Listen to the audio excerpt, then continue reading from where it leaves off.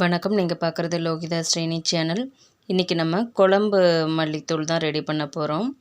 இதுக்கு நான் விரலி மஞ்சள் 50 கிராம் எடுத்துகிட்டு எண்ணெய் ஊற்றாமல் வெறும் வடை சட்டியில் நல்லா வறுத்துக்கணும். கருக விட்டுறக்கூடாது.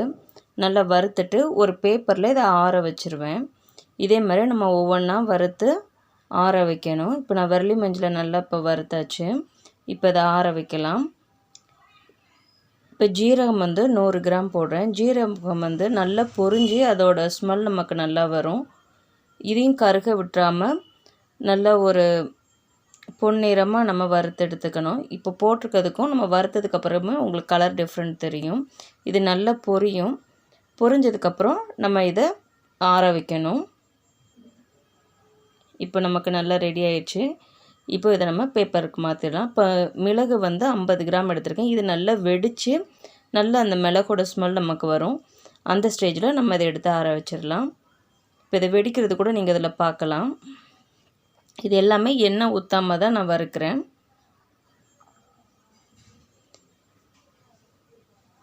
இப்போ இந்த மல்லித்தூள் நம்ம குழம்புக்கு, சாம்பார் எல்லாத்துக்குமே நம்ம யூஸ் பண்ணிக்கலாம். இப்போ சோம்பு 50 கிராம், ஜீரகம் மாதிரியே இதையும் நம்ம வறுத்து எடுத்துக்கணும். கருக விடாமல் எதையுமே கருக விடாமல் நல்லா கலர் மட்டும் கொஞ்சம் சேஞ்ச் ஆகிற அளவுக்கு நம்ம வறுத்து எடுத்தால் போதும். இது நம்ம சாம்பார், புளிக்குழம்பு, மீன் குழம்பு, குருமா எல்லாத்துக்குமே இந்த மல்லித்தூள் நம்ம யூஸ் பண்ணிக்கலாம். இது கலர் நல்லா சேஞ்ச் ஆகிடுச்சு. இப்போ நம்ம இதை மாற்றிடலாம். கடலைப்பருப்பு 100 கிராம், இதுவும் நல்லா செவக்க வறுத்துக்கணும். இந்த முறை எங்கள் அம்மா சொல்லி கொடுத்தது. அதை நான் ஃபஸ்ட் டைம் இப்போ நான் ட்ரை பண்ணுறேன். இது நல்லா செவந்ததுக்கப்புறம் இதையும் நம்ம வேறு பேப்பருக்கு மாற்றிட்டு துவரம்பருப்பு அடுத்து வறுக்க ஸ்டார்ட் பண்ணலாம்.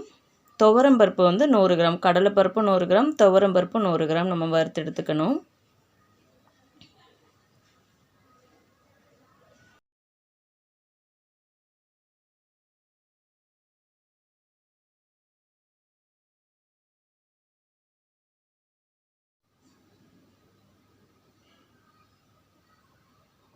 இது நல்லா செவந்துருச்சு.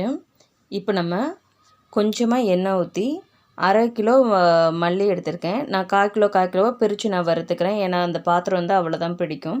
அதனால் 2ஆக பிரித்து நான் வறுத்து எடுத்துக்கிறேன். இதுவுமே நமக்கு நல்லா அந்த பொரிஞ்சு அந்த மல்லியோட ஸ்மெல் நல்லா வரும். கலரும் சேஞ்ச் ஆனதுக்கப்புறம் நம்ம அதை எடுத்து ஆற வைக்கணும்.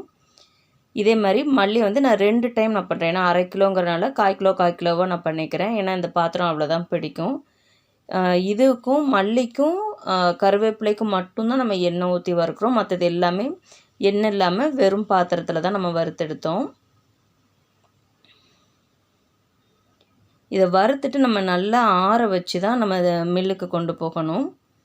அதே மாதிரி மில்லுக்கு கொண்டு போயிட்டு அரைச்சி வந்ததுக்கப்புறமா ஒரு பேப்பரில் நல்லா திரிச்சிட்டு வந்த அந்த பொடியை நல்லா ஆற விட்டுறணும். இப்போ கொஞ்சமாக எண்ணெய் ஊற்றி நல்லா கழுவி வச்சுருக்கிற கருவேப்பிலை போடுறேன். நிறைய கருவேப்பிலை இருந்தால் நம்ம போடலாம். என்கிட்ட இப்போ இவ்வளோ தான் இருக்குது. ஒரு 2 கை இருக்கும். அவ்வளோதான் கருவேப்பிலை இருக்குது. இன்னும் இருந்தால் கூட இங்கே போட்டுக்கலாம். இப்போ இதை நல்லா ஈரம் இல்லாமல் நல்லா வறுத்து எடுத்துக்கணும்.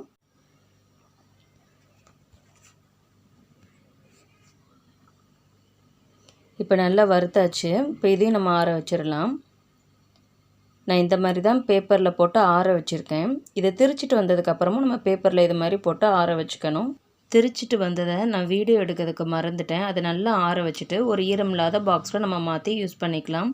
தேங்க்ஸ் ஃபார் வாட்சிங்.